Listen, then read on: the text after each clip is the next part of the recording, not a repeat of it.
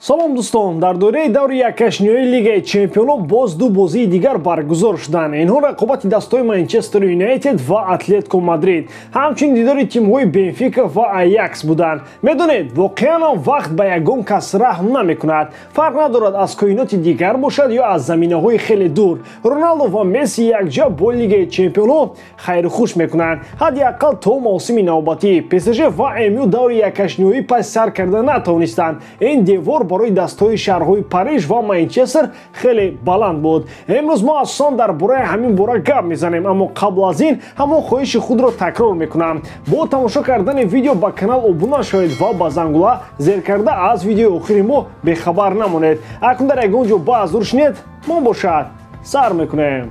Дӯстон, ҳафтаи Евроҷамҳо идома дорад. Моро давоми бозиҳои яккашниҳои Лигаи Чемпионҳо интизор аст. Виларреал ба меҳмонии Ювентус сафар мекунад. Дастаи Турини дар бозии аввал натавонист ғалаба ба даст орад. Лил дастаи Челсиро пешвоз мегирад, ки айни ҳол дар санксия қарор дорад. Оё ин фишор дастаи лондониро халал мерасонад ё ин ки не? Рӯзи панҷшанбе Аталанта ба меҳмонии Байер меравад. Дастаҳо дар бозии аввал 5 гол заданд. Оё дар бозии ҷавобӣ голборон мешуда бошад? Тамошои бозиҳоро бо 1x метавонед ҷолибтар кунед. Регистратсияи осон, пур кардани маблағ аз томи гӯшаву канори дунё, вале аз ҳама муҳим бонус то $100 дар аввалин пардохт бо промокоди AMG0777. ссилкаи бозӣ дар комментария. Ба ҳама муваффақият.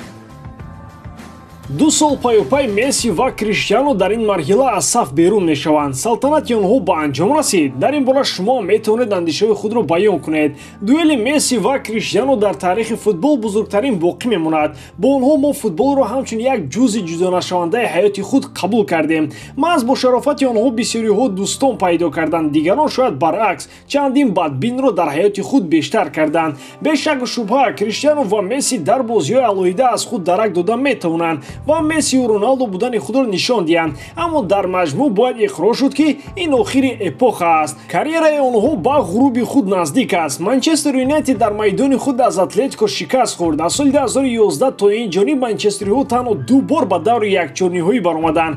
Чунон менамояд, ки дилхоҳ даста бо Симеоне дар маснади сармураббигӣ бар тиме, ки дар хатти дифои марказаш Магуайр дорад, ғолиб мешавад. Ҳам Атлетико ва ҳам МЮ арзандаи даври якчорниҳоӣ нестанд. беҳтараш ягон Интер ба ҷои онҳо ба даври 4-1-ниҳоӣ мерафт. Чанд сол, чандин маблағ ва чандин торуҳои асаб баъд аз рафтани Фергюсон барбод рафтанд, вале фоидае нест. сатҳи роҳбарияти даста метавонад клуби бузургро ба нобудӣ барад. бозии дигари шаби гузаштаро ҳам метавон ба қатори шармандагӣ ворид кард. Аякс бо анъанаҳои беҳтарини Нидерландҳо сараввал ҳамагонро бо бозиаш моту марбут мекунад. статуси фаворитро гирифта, пас он аз як дастаи номаълум шикаст мехӯрад. бохти Аяксро аз Бенфика метавон ба шикасти Голландия дар Еврои соли 2008 аз Русия монанд кард, ё финали ҷоми ҷаҳони соли 1974. Кройф ва дигарон фаворити намоён буданд, вале қаҳрамони ҷаҳон мунтахаби Олмон шуд. ин Аякс шикаст, дигарашро биёред. чанд қадар мақолаҳоу таърифу тавсифҳо дар бораи беш аз 100 голи онҳо ва хатти дифои қавӣ. ҳама ин беҳуда шуд. Тенхагаро мешиносему, сармураббии Бенфикаро не. акнун метавон дар бораи миллиони имконияти истифоданашон дар бозӣ ҳарф зад, вале фоидае надорад. Бенфика дар даври якчорниҳоӣ аст, Аякс не.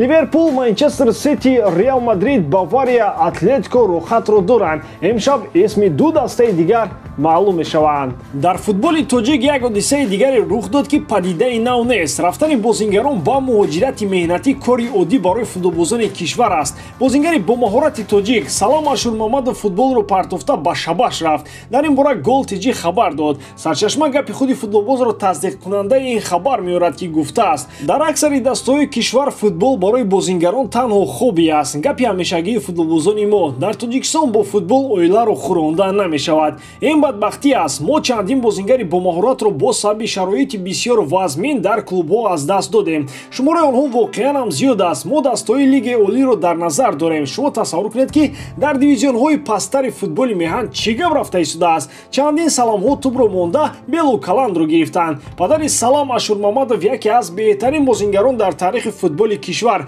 Алиёр Ашурмамадов аст. маълум мешавад, ки дар футболи мо барои Ашурмамадовҳо, Восиевҳо ва Рабимовҳо ҷои пайдо намешавад. онҳо ноилоҷ ба муҳоҷирати меҳнатӣ мераванд. мағзи масъала ин аст ки Салам воқеан ҳам бозингари хуб аст. солҳои охир ӯ дар Истиқлол бозӣ мекард. мухлисони футболи кишвар бозиҳои Саламро дар дастаи Истарафшан ба хотир доранд. корборони шабакаҳои иҷтимоӣ дар ҳамаи ин аз даст рафтанҳои бозингарони ҷавон ва бомаҳорат федератсияи футболро гунаҳкор меҳисобанд. ҷангҳои шифоӣ дар шабакаҳои иҷтимоӣ байни ду лагер чизи нав нест. сарчашмаи хабар бо яке аз кормандони федератсияи футболи Тоҷикистон қаламҳоро тез карда ба набарди виртуалӣ баромаданд. коргари федератсия пофишорӣ карда мегӯяд ки Салам дар Федератсияи Русия на дар муҳоҷират балки дар санҷиши дастаи қарор дорад. сарчашмаи хабар мегӯяд ки агар ба муҳоҷират рафтани Саламро собит кунад, пас ин корманди Федератсияи футболи Тоҷикистон аз кори худ меравад. дар навбати худ ин коргар мегӯяд ки агар ман дар санҷиш қарор доштани Саламро исбот кунам, пас голтиҷиро маҳкам хоҳӣ кард. хеле хандаовар хоҳад шуд агар Салам ба Русия барои тӯи хешовандонаш рафта бошад. президенти дастаи Реал Мадрид Флорентино Перес мехоҳад Галактикоси нав ҷамъ кунад. трансфери Мбаппе ҳамакнун масъалаи тахшуда гуфта мешавад. Перес ба шикори Холланд меравад. тибқи хабарҳо дар соатҳои наздик президенти Реал ва роҳбари Боруссия Дормунд Йоаким Вацке дар шаҳри Мадрид вохӯрӣ анҷом медиҳанд. мавзӯи матраҳ харидории ҳамлагари норвегӣ хоҳад буд. роҳбарони ҳардуи клуб муносибати хуби дӯстона доранд. ин барои гузариши Холланд ба Реал омили асосӣ шуда метавонад, вале маблағ ҳам нақши муҳим дорад. барои ҳамлагари норвегӣ чандин дастаҳои зубда мубориза мебаранд. муносибати хуби президенти ду даста ягона нест. президенти Барса Лапорта бо агенти футболбоз дӯстони наздиканд. Манчестер Сити бошад бо доллар дӯсту бародар аст. гуфта мешавад ки дар ҳамин шабу рӯз маъз манчестериҳо аз ҳама наздик ба Эрлинг ҳастанд. барои ҷалби ҳамлагари норвегӣ Пересро лозим мешавад ки ҷаҳду талоши зиёд кунад. ПСЖ аз он тараф нишони худро ба тарафи Холланд рост кардааст. баъд аз он ки Килиан Мбаппе тобистон меравад, онҳо Холландро ивазшавандаи ӯ мебинанд.